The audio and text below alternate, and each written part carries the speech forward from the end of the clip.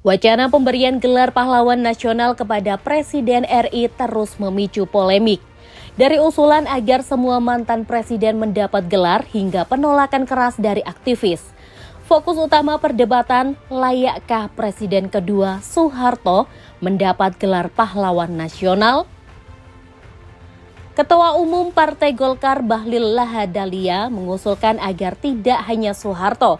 Ia bahkan menyarankan semua mantan Presiden RI dipertimbangkan untuk mendapat gelar pahlawan nasional, termasuk Gus Dur dan B.J. Habibie. Menanggapi penolakan terhadap Soeharto, Bahlil membela habis-habisan.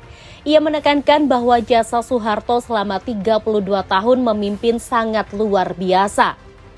Kita tidak bisa melupakan bahwa apa yang dilakukan oleh Pak Harto itu luar biasa.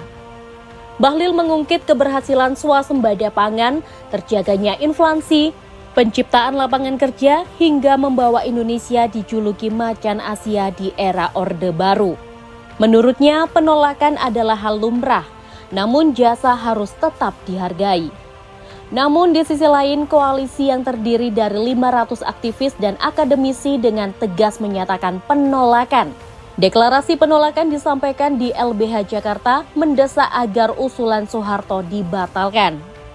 Direktur Amnesty International Indonesia Usman Hamid menyebut ada 4 alasan utama penolakan tersebut. Pertama, pemerintahan 32 tahun Soeharto dipenuhi pelanggaran hak asasi manusia. 2. Merebaknya praktik korupsi, kolusi, dan nepotisme atau KKN. 3. Adanya pemberangusan kebebasan berpendapat, pers, dan akademik. Dan yang keempat, ketimpangan sosial ekonomi yang terjadi. Sementara itu, Presiden kelima RI Megawati Soekarno Putri memberikan peringatan keras.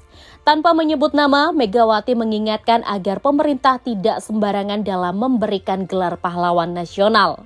Penganugerahan gelar itu tidak bisa dilakukan secara mudah tanpa menimbang rekam jejak perjuangan, nilai kemanusiaan, serta tanggung jawab moral sebagai tokoh terhadap bangsa.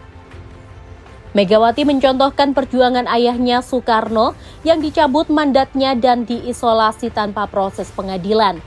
Namun memilih diam demi menghindari perang saudara, sebuah wujud kebesaran jiwa. Sekretaris Jenderal PDIP Hasto Kristianto menegaskan pesan Megawati, gelar pahlawan harus diberikan berdasarkan kepeloporan dan keteladanan, serta mendengarkan suara rakyat, terutama mengingat masih banyaknya catatan pelanggaran HAM yang belum dituntaskan. Polemik ini mencuat setelah Menteri Sosial mengusulkan 40 nama calon pahlawan nasional, termasuk Soeharto, Gus Dur, dan aktivis buruh Marsina. Kontroversi seputar Soeharto menjadi ujian bagi pemerintah, memilih menghargai jasa ekonomi masa lalu atau mendengarkan tuntutan penyelesaian pelanggaran HAM di masa lalu. Kita tunggu keputusan akhirnya.